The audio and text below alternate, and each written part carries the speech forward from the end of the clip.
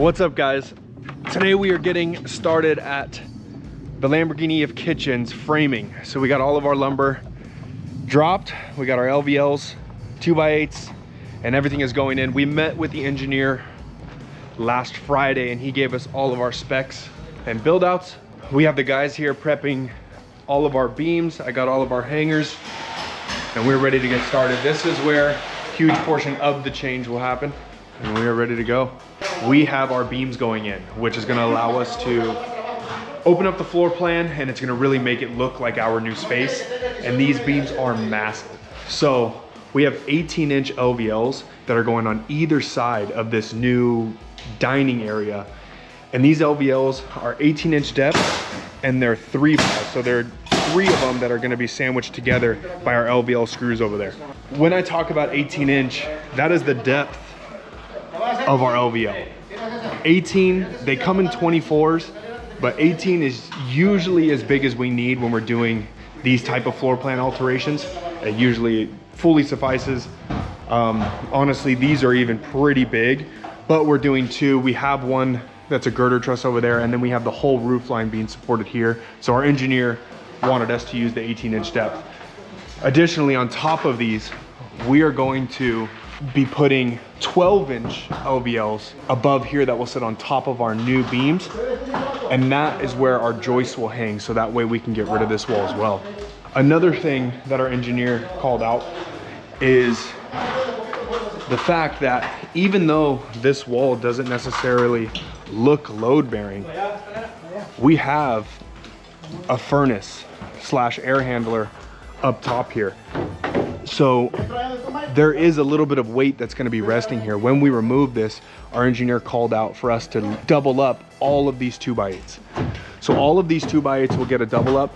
And then originally our plan was to relocate this roof brace, but what our engineer actually is allowing us to do is we're going to put 3 2x8s that are going to be sandwiched together where that will rest on top of, and we'll hang it on this girder truss here and it will sit on that far wall. So that was a plus, not having to relocate any of that. And now you can see that we have our first ply beam in. What the guys did, instead of doing a full temp wall everywhere, all they did was put this support, because our main support or our main load bearing area is this girder truss here. So supporting it there allows us to just put this single support, give us a ton of room to be able to get our beams in.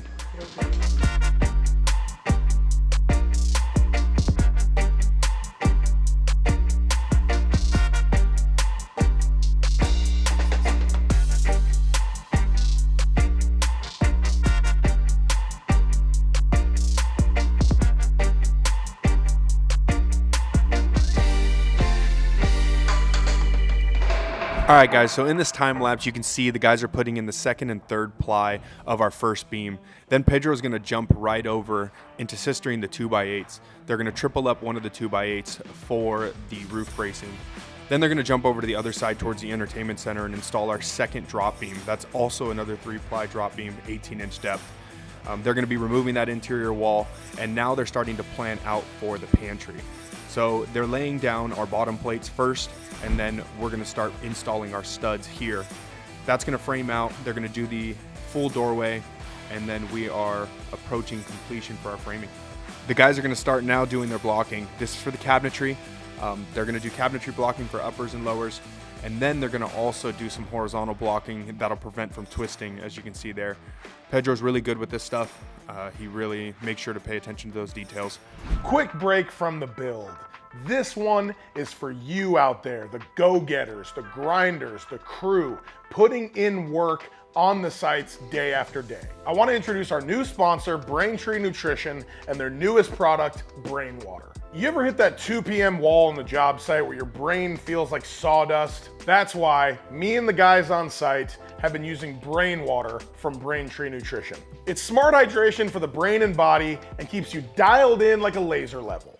It's a clean mix you throw in your water. It tastes great, no sugar crash, no caffeine shakes. Go to BraintreeNutrition.com, use promo code JGB at checkout for 10% off. But now get this, hit their site, drop your email, you're gonna get 30% off. You can stack the promo code JGB on top for 40% off. Who wouldn't use that?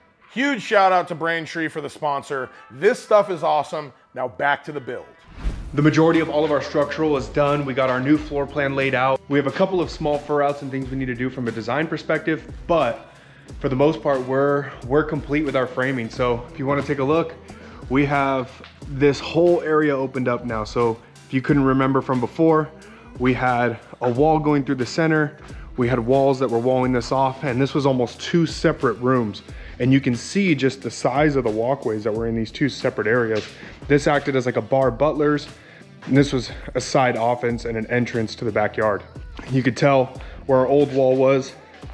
We have some plumbing still going through the middle that will eventually be rerouted into this cavity here and then tied back in to the vent up top. We have our 18-inch LVLs in. We have our LVL lag screws. They're 24 inches on center. And that means basically every 24 inches, we need 3 rows of our LVL screws that were called out by the engineer.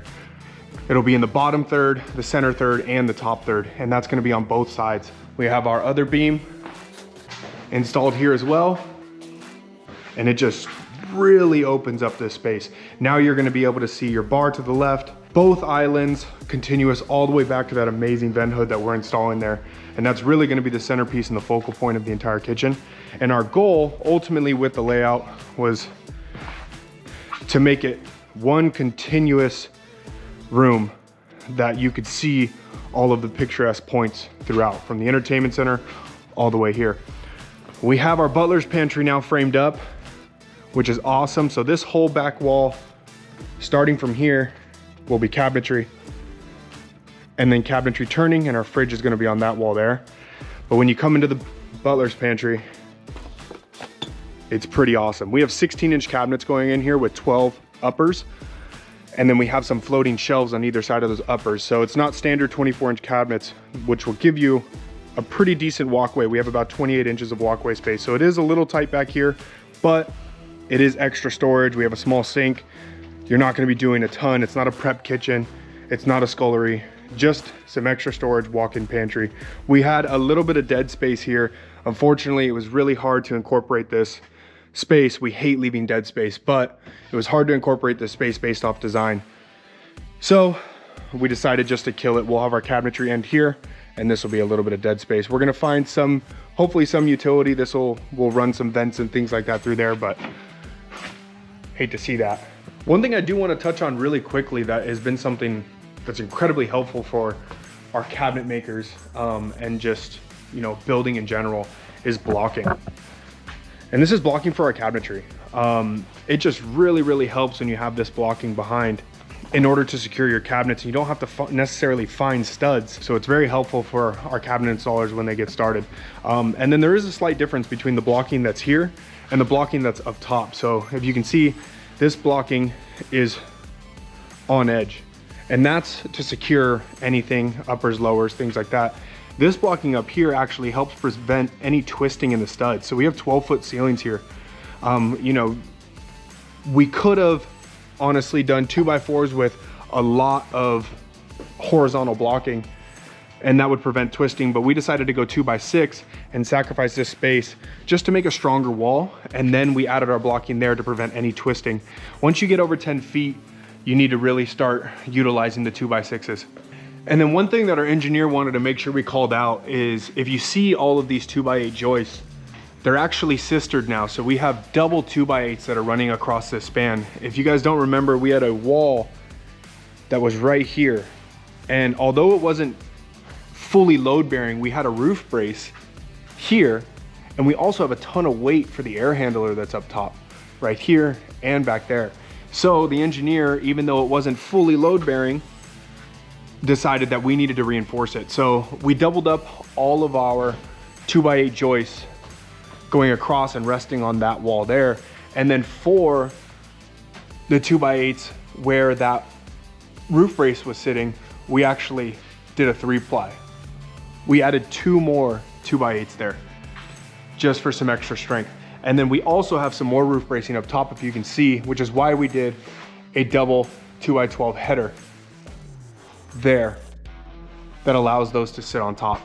As far as the cosmetic framing that still needs to be done, if you can see, this 18-inch header and this header here, which is 12 inches, are not at the same height, obviously. So what we're gonna do is we're gonna fur down that 12-inch header to match this opening here.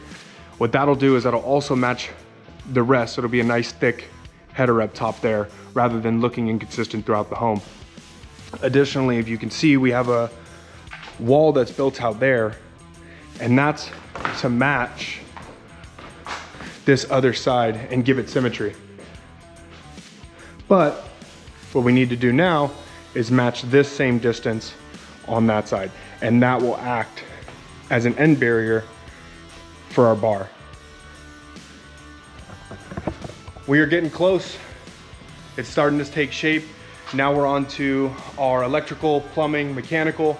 Very little mechanical on this project, just relocating some vents, some supplies. We're gonna relocate this return here, and then obviously start plumbing for our new kitchen.